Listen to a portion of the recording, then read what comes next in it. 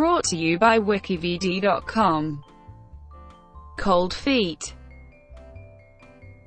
Cold Feet is a British comedy drama television series produced by Granada Television for the ITV network. The series was created and principally written by Mike Bullen as a follow-up to his award-winning 1997 comedy premiere of the same name. The series follows three couples experiencing the ups and downs of romance. Originally Adam Williams and Rachel Bradley, Pete and Jenny Gifford, and Karen and David Marsden. As the original series progressed, the Giffords divorced and Pete married Jo Ellison, whilst Karen and David also separated, forming relationships with Mark Cubitt and Robyn Duff. The revived series introduced Ceallach Spellman as Adam and Rachel's now teenage son Matthew, alongside Karen David as Adam's second wife Angela Zubayr following the death of Rachel, and Art Malik as Angela's business tycoon father Eddie, a love interest for Karen Marsden. Pete and Jenny had remarried, whilst David's marriage to Robyn was crumbling. Leanne Best was introduced as Tina Reynolds, Adam's partner following his separation from Angela. The original series was executive produced by Bullen, with Granada's head of comedy Andy Harries, and produced by Christine Langan, Spencer Campbell and Emma Benson. 32 episodes were broadcast over the original 5 series from the 15th of November 1998 to the 16th of March 2003.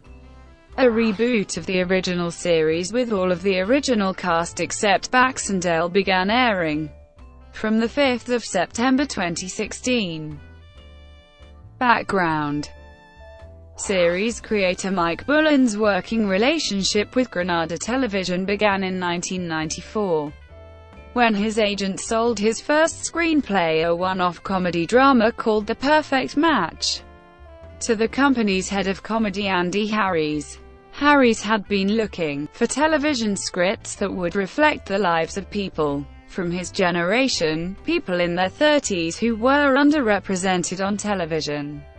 The Perfect Match, about a man who proposes to his girlfriend at the FA Cup final and has to deal with constant media attention afterwards, was made and then broadcast in 1995. Harries asked Bullen to pitch more ideas for television to The Perfect Match assistant producer Christine Langan. As a fan of American television such as 30-something, Frasier and Hill Street Blues, Bullen pitched Cold Feet, a traditional boy meets girl, boy loses, girl, boy wins, girl back story told from both sides of the relationship but using elements of fantasy and flashback to distort events to fit a character's point of view.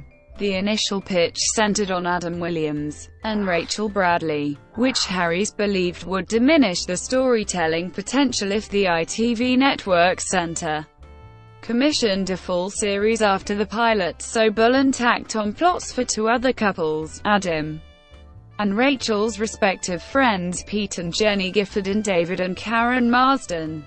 The pilot was directed by Father Ted's Declan Lowney over 12 days in 1996 on location around Greater Manchester. The programme was one of 4 one-off comedy premieres made by Granada for ITV. Cold Feet was eventually broadcast on the 30th of March 1997. It received only 3.5 million viewers and little critical attention, as ITV's comedy portfolio was so thin. Cold Feet was submitted as the network's comedy entry at the Montreux Television Festival in May 1997. There it won the Silver Rose for Humour, and the Rose d'Or, the highest accolade of the festival. ITV scheduled a repeat broadcast a few days afterwards but did not commission a series. Not until David Lidderman's appointment as Director of Programming at ITV in August 1997 was a 6-episode series ordered. Series 1. The first series begins 9 months after the pilot episode. After Pete and Jenny's baby is born in episode 1, the couple have a hard time getting any sleep. Pete has To cope with the death of his father in episode 4, Adam and Rachel decide to rent a house together. He is horrified to discover in episode 2 that she is married to another man. While he is staying with Pete and Jenny, Rachel has sex with her visiting husband, who leaves soon after, and is pregnant by episode 6. Just as hers and Adam's relationship is recovering, she tells him that he might not be the father, and that she is moving to London until the birth. Karen and David have recently hired Ramona as a nanny to their young son Josh. At her publishing job, Karen edits the novel of a renowned author whom she becomes attracted to. She plans to sleep with him on a book tour but is humiliated when she finds out he is not attracted to her. David tries to sleep with Ramona to get back at Karen, which causes friction between the couple. They seek guidance counseling to repair their marriage. Series 2. 6 months after the last series, Rachel returns from London and tells Adam that she aborted the baby and their relationship seems over for good. They both start seeing other people, he one of Pete's colleagues and she a man much younger than her, but reconcile after Adam is diagnosed and treated for testicular cancer in episode 5. David is made redundant at work and decides to be a stay-at-home dad for Josh. After some interference from Karen, he takes a new job. Their relationship improves. From the first series, they spend their wedding anniversary in Paris, and Karen announces in episode 6 that she is pregnant. Pete and Jenny's marriage deteriorates when she reveals she had a crush on Adam. Pete later sleeps with a co-worker, with whom Adam was also briefly involved, and Jenny tells him to move out of the house. They decide to give their marriage another chance when Adam's cancer puts things into perspective. In episode 6, all three couples see in the new millennium on a trip to Lindisfarne, where Pete and Jenny's relationship worsens again as the others improve. Series 3.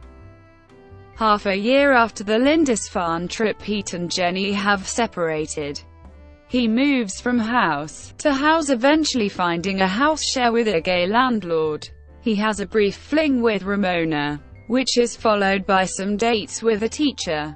Jenny begins a relationship with a dot-com millionaire who decorates her house with flowers and takes her on a trip to New York. The fling ends when Jenny realizes he does not love her. She and Pete reconcile after briefly considering a divorce.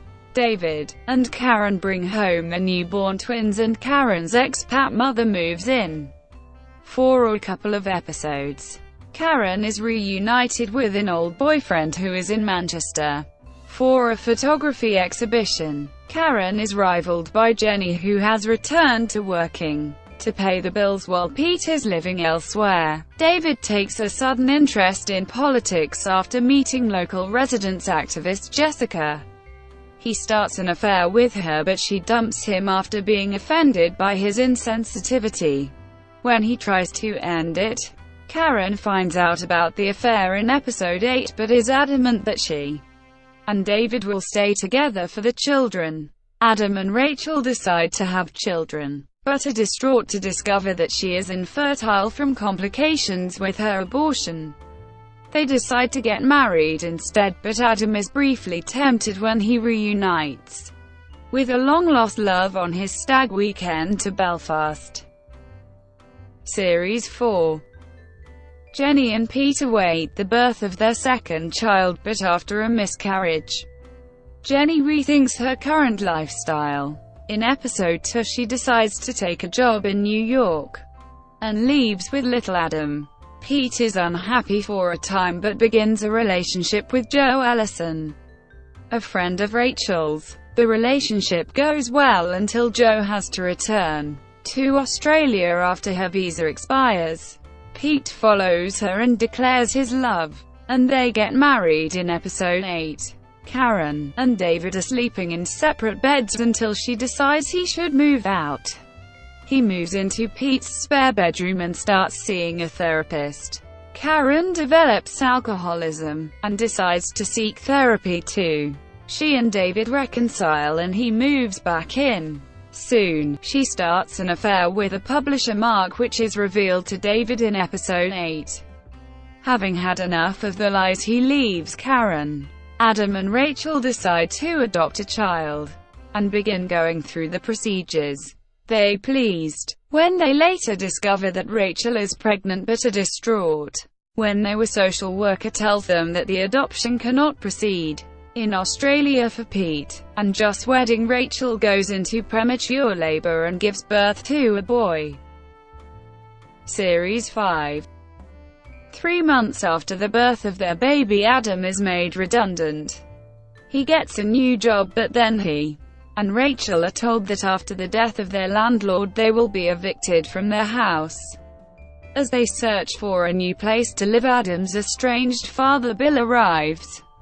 Bill and Adam patch up their relationship, and he offers Adam and Rachel the money to buy their own house. On the way to the auction, Rachel is killed in a car crash, leaving Adam devastated. Her ashes are scattered in the final episode.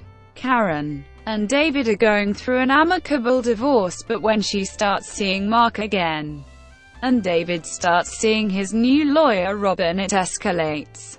As they begin using each other's adultery and her alcoholism as a basis for custody of the children, Karen stops seeing Mark and the divorce cools down. Both re-evaluate their lives after Rachel's death. David develops his relationship with Robyn, and Karen plans a trip with Ramona. Pete and Jo's marriage deteriorates when she sleeps with a co-worker on a work weekend away. Jenny returns from New York in episode 4, and moves back in with Pete after he asks Jo for a divorce. Series 6. After a jet-set life in Singapore, Adam returns to Manchester to visit his old friends and to see son Matthew, breaking the news of his upcoming nuptials with businesswoman Angela Zubayr. This isn't well received amongst the group, especially Matthew, who sees Angela as a replacement for his mother Rachel. Struggling to support his family, Pete finds himself in 2 rundown jobs and suffering from depression, which Jenny seems oblivious to. Seeing a fault in the love life, she pursues a fling with client Trevor Green, who begins to stalk her. Torn apart after the death of Harry, an old man who he was caring for, Pete considers suicide. David is entangled through a wrongdoing at work and is arrested, something which his wife Robyn finds humiliating and throws him out of the luxury Cheshire home. Karen finds herself on the dating game and soon falls for Adam's father-in-law Eddie, though later discovers that they live in 2 very different worlds, with Karen's twin daughters Ellie and Olivia still dependent on her. Jenny's ex-partner Robert, from her time in New York City, turns up on her doorstep determined to see their daughter Chloe, who still believes that Pete is her father. Struggling to cope with living in Manchester and being stepmother to Matthew, Angela decides to end her marriage with Adam, who fell quickly for his landlord Tina Reynolds. At Adam's 49th birthday party, the Marsden's eldest son Josh arrives from Spain with former nanny Ramona, and it is later revealed that he is gay. Series 7. Setting up her own publishing house, Marsden House, Karen is relying on useless Ramona as personal assistant. Adam is determined to take things one step further with Tina so they can move in with one another, though she doesn't want to rush things, and especially not with David now living with Adam and Matthew following his divorce from Robyn. Pete has landed on his feet as a chauffeur, and Jenny is finding herself seeing a lot less of her husband. Matthew's relationship with Olivia is taken to the next level to the shock of Karen and Adam. Cast and characters. Cold Feet began its first series with the 6 main cast members: James Nesbitt, Helen Baxendale, John Thompson, Fay Ripley, Hermione Norris and Robert Bathurst, who had appeared in the pilot. Thompson's character Pete Gifford was written specifically for him after his performance in The Perfect Match made a positive impression on Christine Langan. Norris originally auditioned for the part of Rachel but was cast as Karen because the role suited her social class.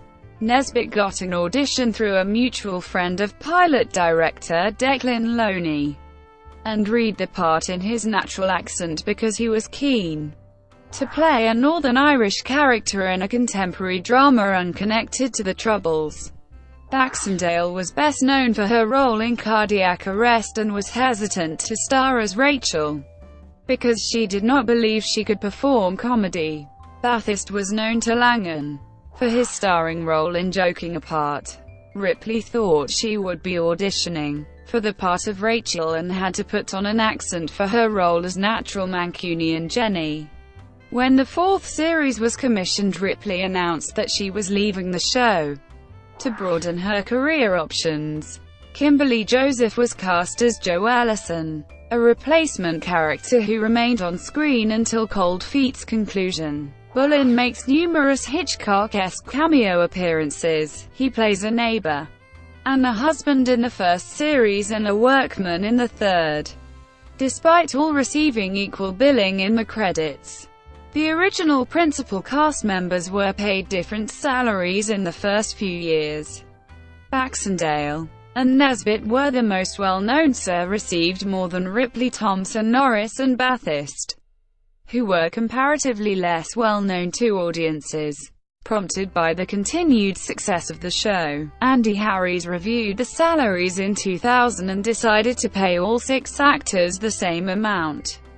The amount was not publicly disclosed but was believed to be £20,000 per episode, plus repeat broadcast royalties. Another pay deal for the fourth series in 2001 increased the salaries of the cast to £50,000.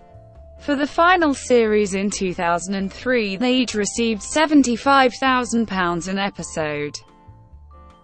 Main characters.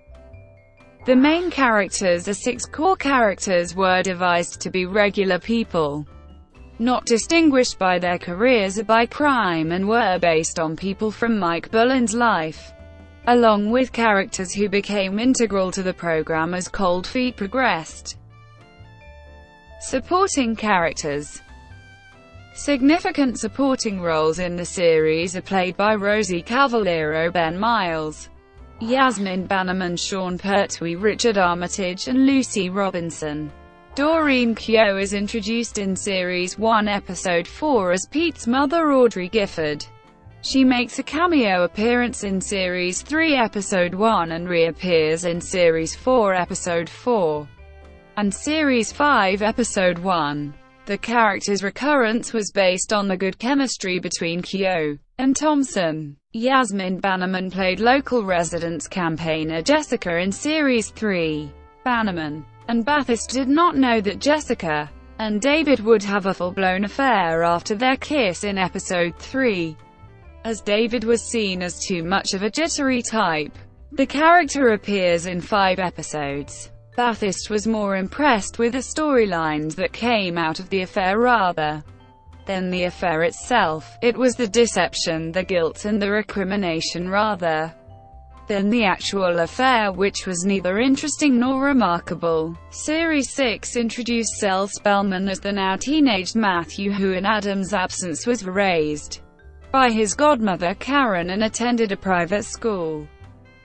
Writing. Mike Bullen has sole writing credit on 26 episodes of the series. 4 episodes of Series 3 were written by David Nichols, and Bullen co-wrote 1 episode of Series 4 and 5 with Mark Chappell and Matt Greenhalgh respectively. Bullen usually wrote 10 pages of script per day. Whatever the quality of his writing, his own third draft was usually submitted to the producers as the first draft, as he was still an inexperienced writer.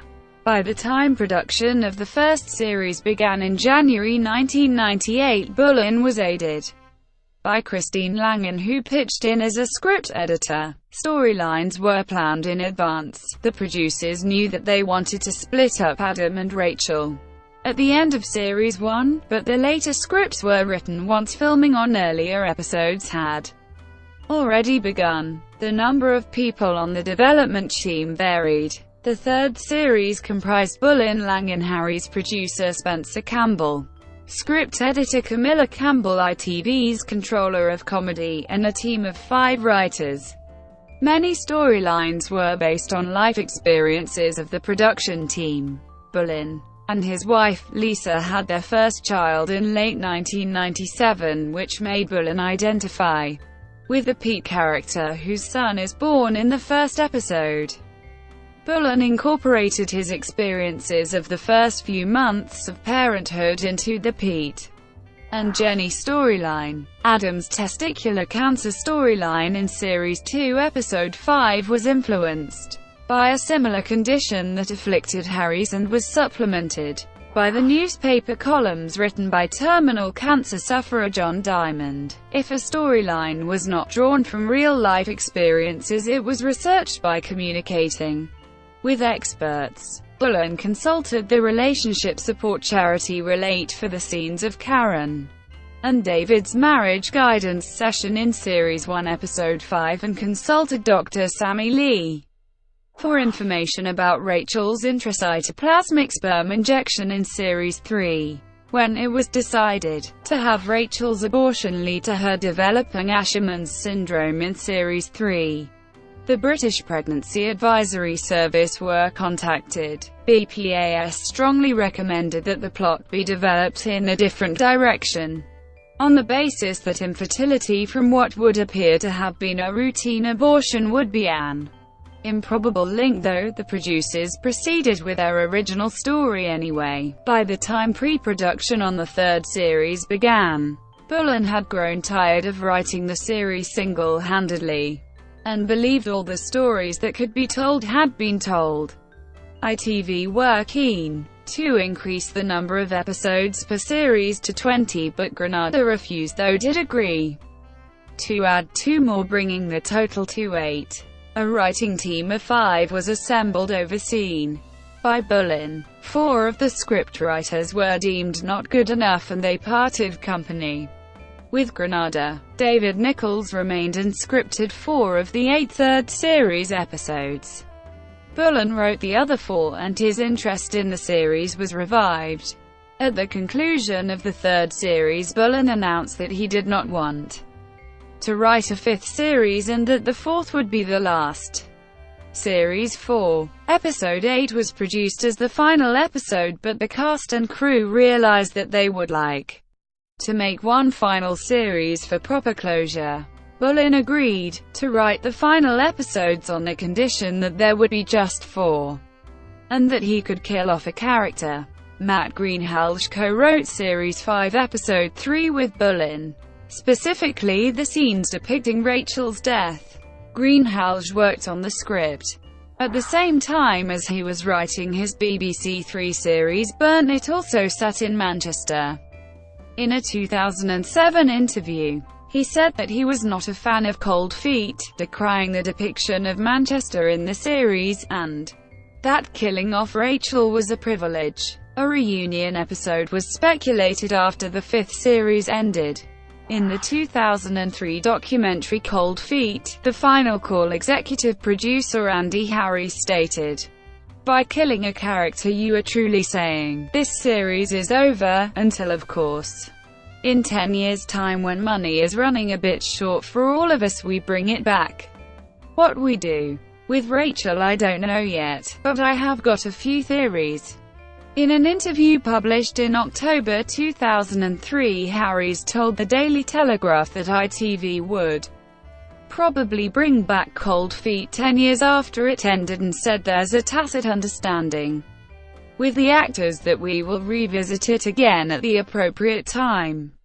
In 2007, a tabloid newspaper quoted an ITV insider as saying that a reunion episode would be broadcast to mark 10 years since the pilot aired. The report turned out to be a fabrication. At the 2010 Edinburgh International Television Festival, Harries stated that discussions about the series' return were ongoing. but highlighted a number of factors that would prevent a reunion in the near future. The following day, Harries told Kate Silverton that he had held discussions with Mike Bullen about the series returning, but that it would not be back on television screens in 2011 or 2012. Filming. All episodes of Cold Feet were shot on film stock on locations in and around Greater Manchester. Sets were designed by Chris Truelove to reflect the characters. Karen and David's home was designed as a spacious detached house intended to be located in Bowden, while Pete and Jenny and Adam and Rachel had smaller middle-class abodes intended to be located in Didsbury. All exteriors of the characters' houses were shot on location. Christine Langan was keen to avoid a generic sitcom style of filming, citing the formulae of such programs as tired and dreary and lacking emotional depth. To achieve this goal, she and Harries recruited directors with little background in television. These included Nigel Cole, who came from an advertising background and was keen to use the 2 episodes of the first series he was allotted to make his mark and establish himself as a good television director. Other directors included Mark Mylod, Tom Hooper, Tom Vaughan, Pete Travis, John Jones, Kieran Donnelly and Tim Sullivan. For the first series, interior sets were built at the Blue Shed Studios in Salford. 3 directors and 3 film crews were used to film the 6 50-minute episodes over 14 weeks, from March to May 1998. Locations included an empty shop unit near Piccadilly Station for the charity shop sex scene in episode 3 and a Masonic Lodge for the gala dinner scenes in episode 6. In the second year, the sets were moved to the Spectrum Arena in Warrington, where filming ran from March to June. The series featured the first location shoots outside Manchester. A short scene in episode 2 featuring Bathurst was filmed over half a day in Blackpool. Bathurst, Norris and a small production crew filmed scenes in Paris for episode 3. Exterior location scenes of the characters on holiday in episode 6 were filmed on Lindisfarne, though the castle interiors were shot at Houghton Tower. The second series also featured more visual effects. In episode 5, Adam dreams about being chased by a giant testicle, and in episode 6, a fireworks explosion was supervised by pyrotechnics experts. The testicle dream scene drew mixed reaction. The Mirror's television critic Charlie Catchpole praised it, but Robert Bathurst was critical. "I hated that sequence. I thought it was really unfunny. It was a lousy prop and awful graphics. And there was too much of it. It would have been much better if it was like a Monty Python foot come smacking down like that and get it over with. You couldn't keep up that surprise and hilarity for all the minutes it was on the screen." By the third series, Cold Feet's sets were permanently located on a Granada warehouse stage, and were left intact between series. This meant the basic sets could be used on other Granada programs such as The Grimleys and My Beautiful Son. After the final episode was filmed in 2002, the sets were dismantled and taken to a landfill. In Series 3, Cold Feet shot outside England for the first time. For Episode 5, a storyline featuring Adam's stag weekend was originally scripted to take place first in Blackpool and then in Dublin. James Nesbitt suggested that it should be filmed in Belfast and Portrushnear, where he grew up. He, Andy Harries, and producer Spencer Campbell scouted the locations in April 2000 before filming went ahead later that year. Local businesspeople were so eager to promote the area that they waived any fees Granada would have given them for allowing filming, meaning the location manager only spent £20, considerably less than the £3,000 a typical shoot of that length would have cost. This location shoot inspired the producers to film even further away from Manchester. In November 2000, Bullen and Harries spoke at the Screen Producers Association of Australia conference, where they decided to base the fourth series finale in Sydney. The episode was written to be a normal episode of Cold Feet that just had a different background.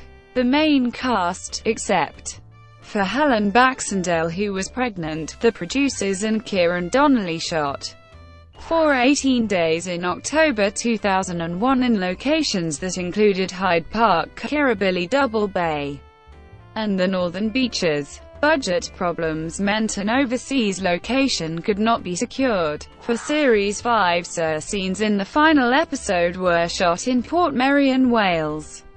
Screen time was divided up equally between the couples over the course of an episode, though occasionally some scenes would run longer. In Series 4, Episode 3, the scenes of Karen clubbing went on for 10 uninterrupted minutes. These scenes were also a rarity for location filming. Usually filming in public places was done on a Sunday during closing hours, but the clubbing scenes in this episode were filmed during opening hours. At the Music Box in Manchester, a handheld camera was used to enhance the frenetic pace. Music. Incidental music for the series was composed by Mark Russell. He also composed a theme tune, which was used as an alternative to Space's Female of the Species. Christine Langan heard Female of the Species on the chart show while the pilot was being produced and decided to make it the theme song. She remained involved in choosing popular music used on the show. For the 3 series she worked on it, Female of the Species was used as a closing theme throughout the first series. For the second series it was replaced by Morcheeba's Let Me See, except for the last episode when John Lennon's Love was used. The Mirror's Charlie Catchpole described the diegetic popular music in the school reunion scenes of Series 2, Episode 4, Don't You Want Me, Relax, Temptation, True, Do You Really Want to Hurt Me, and Tainted Love, as catching the changing mood with devastating precision. Catchpole's positive comments about the music led to a previously shelved soundtrack album being released. Broadcast. The ITV Network Centre originally scheduled the first series to be broadcast in the 10 p.m. time slot on Sunday nights. This went against the wishes of Andy Harries, who wanted it broadcast at 9 p.m. in the so-called ironing slot, generally used for programs that an audience does not have to concentrate on. David Liddermont compromised by allowing the show to start at 9:30 p.m. Harries was able to get the second series moved to 9 p.m., which annoyed advertisers. The third series remained in the same time slot, but like other series on the network suffered from ITV's late decision to add a third advert break to hour-long shows. Episode 8, featuring Adam and Rachel's wedding, was broadcast on Boxing Day, the first time the show was aired on a Tuesday. The 8th episode of Series 4 and all 4 episodes of Series 5 were extended to fill a 90-minute time slot. The series was repeated when ITV launched digital channel ITV3, then marketed towards over 35 viewers. In the United States, Cold Feet was first broadcast on the cable network Bravo. Bravo bought the pilot and first 3 series for $1 million. The pilot was broadcast as a sneak peek before the regular series run began. From 2005, the series was broadcast by BBC America. When broadcast on SABC3 in South Africa, the series is retitled Life, Love and Everything Else. Worldwide it has been broadcast in over 34 countries. Critical reaction. Critical response to the first episode was not favorable. In The Independent, Nicholas Barber called it the most depressing TV program he had ever seen. He wrote, of the 6 main characters, are we supposed to care about these people?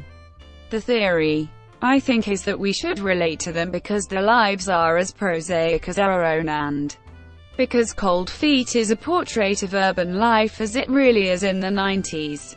This is another way of saying the writer hasn't bothered with research or imagination.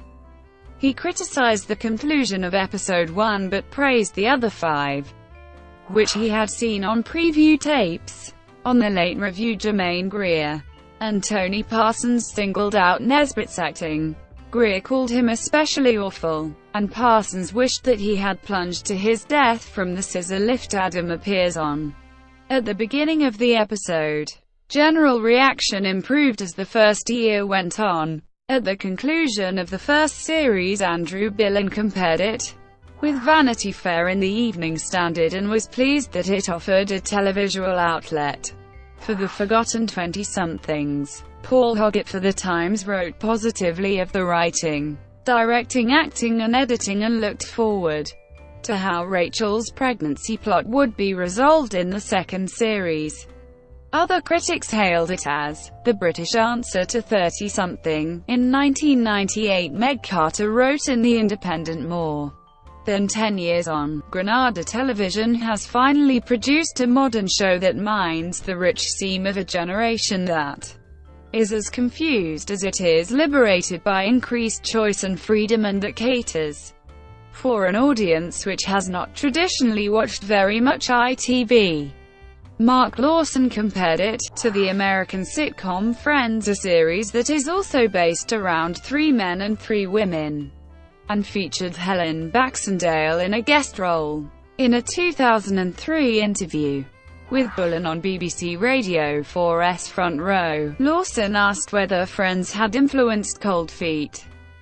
Bullen explained that the connection was made by media as a useful shorthand, that he was irritated by the characters in Friends and would like to have taken a baseball bat to them. In 2001, Andrew Billen compared the contemporary cultural relevance of the series to The Way We Live Now as a follow-up to his comparison of the first series with Vanity Fair.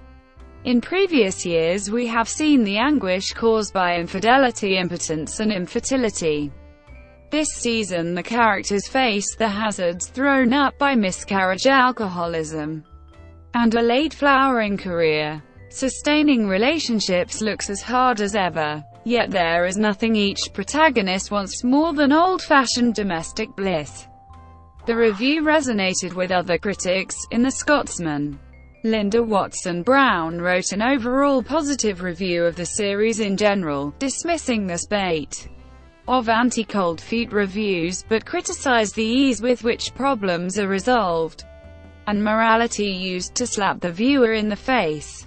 The final episode, set in Australia, polarized critics. In a column focusing on Chewin' the Fat, Scotsman critic Aidan Smith accused the big-budget episode, which somehow managed to squeeze the harbour bridge into every shot, of being the point the series jumped the shark.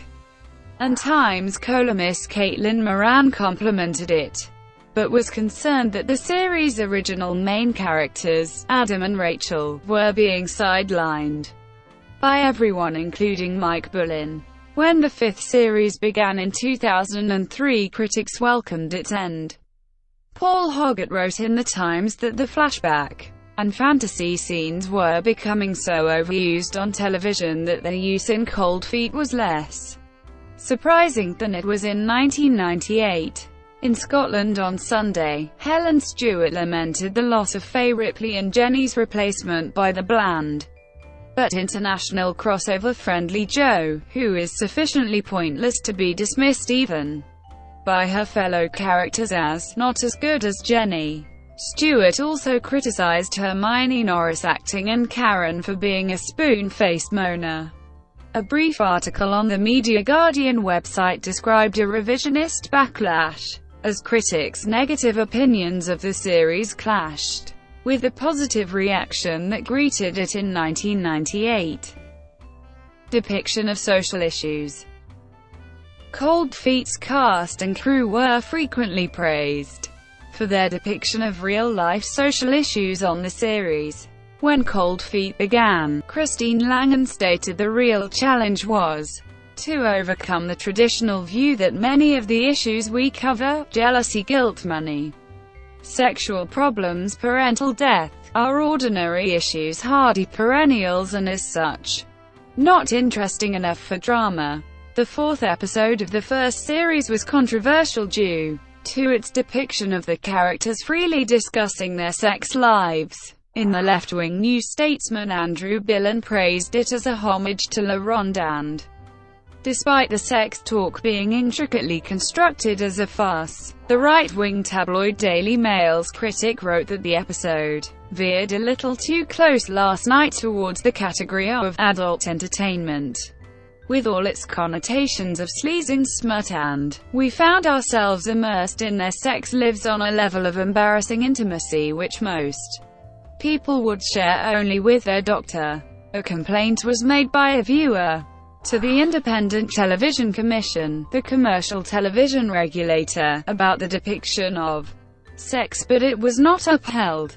A scene in Series 2, Episode 4 showing Karen smoking a joint at a dinner party was controversial, with censors at the writing stage. All scripts were required to be sent to Granada's compliance department to ensure they maintained the ITC's code of conduct.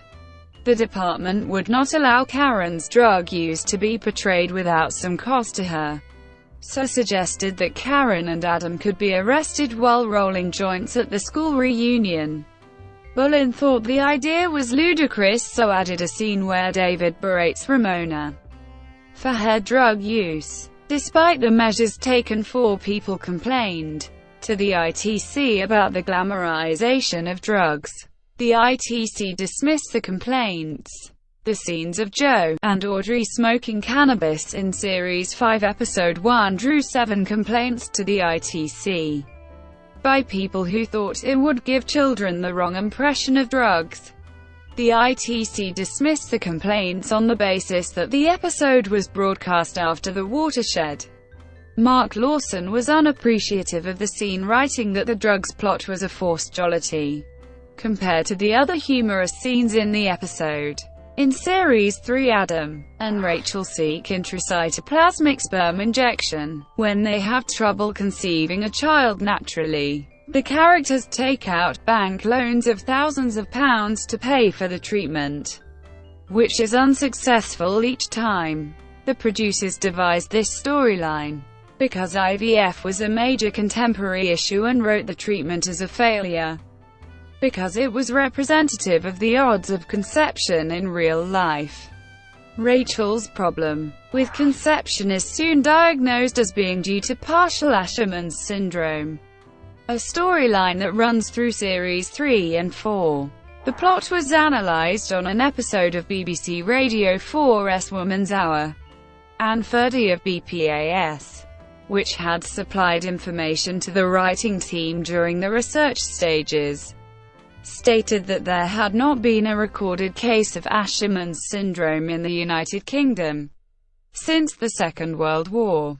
Further to that, she stated that the consensus among medical groups was that there was no real direct link between abortions and infertility. Rather, an untreated infection could increase the chances of fertility problems if it interfered with an abortion. Christine Garrity countered that the factual accuracy of the storyline depended on how the producers wanted to portray the issue to viewers. Her opinion was backed up by an ITV statement, which said that stories for Cold Feet are not just chosen in order to make people aware of the issues involved, they are also chosen for their dramatic potential and relevance to modern living. Woman's Hour presenter Jenny Murray developed the discussion in an article for The Guardian. She mentioned that no impression was given that Rachel had suffered an incorrectly performed operation or had had to travel to Eastern Europe for it, and that it was improbable that Rachel managed to conceive a child after all. Cold Feet continued to cover social issues when it returned in 2016. The character of Pete was diagnosed with depression. Writer Mike Bullen himself has battled depression. Influence on television. in a 2007 feature for The Guardian's G2 supplement. Screenwriter Danny Brocklehurst discussed the impact the series has had on British television, including inspiration for one of his programs, Talk to Me. He opined that until Cold Feet there had not been a significant television series depicting the wants and needs of ordinary young adults since 30-something concluded in 1991. Brocklehurst developed Talk to Me in the same manner as Bullen developed Cold Feet, namely by basing its characters on his own experiences and friends. Both Brocklehurst and Mark Lawson have discussed similar copycat series including Hearts and Bones, Metropolis, Couples and Wonderful You. Brocklehurst noted that these series lacked Cold Feet's warmth and believability, adding that they were unrealistic and cynical. Cold Feet proved that you didn't have to have a high concept to make compelling, heartwarming, sometimes profound drama, and while the show dealt with issues such as adoption, alcoholism, and testicular cancer, it was always at its most successful when bouncing playfully between the three couples, neatly exposing the differences between men and women. Danny Brocklehurst, 2007. Over 4 years after Cold Feet ended, ITV executives were still looking for a series that could comfortably replace it. On his appointment as chairman of ITV plc in 2007, Michael Grade announced that he wanted the ITV network to be broadcasting long-running series like Cold Feet to attract the younger, upmarket viewing demographic. In 2008, BBC One broadcast Mutual Friends, a 6-part television series written by Anil Gupta which was compared to Cold Feet. While the BBC wanted the series to match the success of Cold Feet, producer Rob Bullock stressed that Cold Feet is about a different period of life. It's about people in their early 30s. Mutual Friends moves things on. What's happening to our characters as they approach 40 is very different. Why do so many lives fall apart at 40? Because things haven't worked out how we hoped and we've had to turn to plan B. The drama is all about the crisis caused by things not turning out as the characters planned. Later in 2008, ITV commissioned Married Single Other, a comedy drama executive produced by Andy Harries and directed by Declan Lowney about 3 contemporary couples living in Leeds. Granada Entertainment USA, the American arm of Granada Productions, tendered the series format to American networks and cable channels from late 1997. The format was sold to NBC, which commissioned 13 by 60-minute episodes in May 1999 for the fall season, to be produced in association with Kerry Aaron Productions. The U.S. series starred David Sutcliffe as Adam Williams and Jean Louisa Kelly as Shelley Sullivan. Low ratings lead to the series being cancelled after 4 episodes. In 2003, the format was sold to Italian network Mediaset for a 2004 broadcast. In 2008, Polish broadcaster TVN secured the rights to a remake from Granada International. This version, entitled USTA, is set in Warsaw. The 13-episode series began filming in May 2009, and was broadcast from the 6th of March 2010. An adaptation entitled Pre-Slappy has also been developed for television audiences in the Czech Republic. The creators intend the show to run for 3 series of 13 episodes and tell a story over 7 years. The first series was broadcast from September 2009. Merchandise. 4 non-fiction tie-in books have been released by Granada Media, an imprint of Andre Deutsch Publishing. 2000 saw the release of Cold Feet, The Best Bits, and Cold Feet, A Man's, Woman's Guide to Life.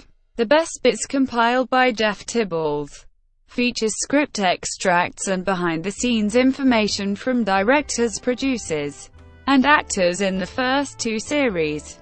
A Man's Woman's Guide to Life, compiled by Jonathan Rice, is in a flipbook-style format and is presented as if written by the characters.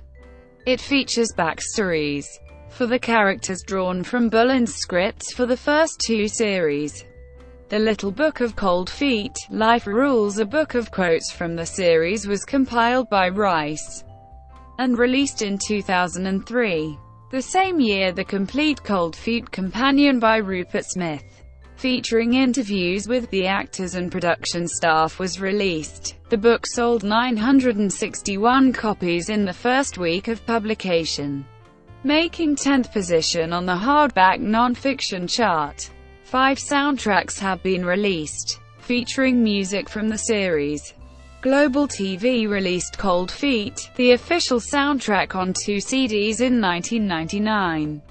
The soundtrack had been shelved before release but was put back on the schedule when Mirror journalist Charlie Catchpole wrote a column that desired for it to be released. Global followed the first OST with more Cold Feet in 2000. In 2001, UMTV released the 2-disc soundtrack Cold Feet, followed by The Very Best of Cold Feet in 2003. Emmy Gold released Cold Feet in 2006. Cheatwell Games issued a licensed board game in 2001. All series have been released on DVD in the United Kingdom and Australia by Video Collection International and Universal, respectively. Series 1-3 have been released in the United States by Acorn Media. A collection of all 5 series was released in the United Kingdom in 2003. A version exclusive to Play.com had a bonus disc that contained the retrospective documentary Cold Feet, The Final Call. New interviews with John Thompson, Andy Harries and Spencer Campbell, and a locations featurette presented by Thompson. This 11-disc version had a general release when Granada Ventures re-released all 5 series in new packaging in 2006.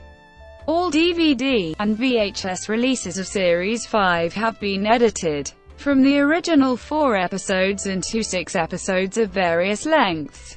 The pilot and first series was made available as streaming media on ITV plc's revamped ITV.com website from 2007 to 2009. All episodes have been available from ITV's iTunes store since 2008.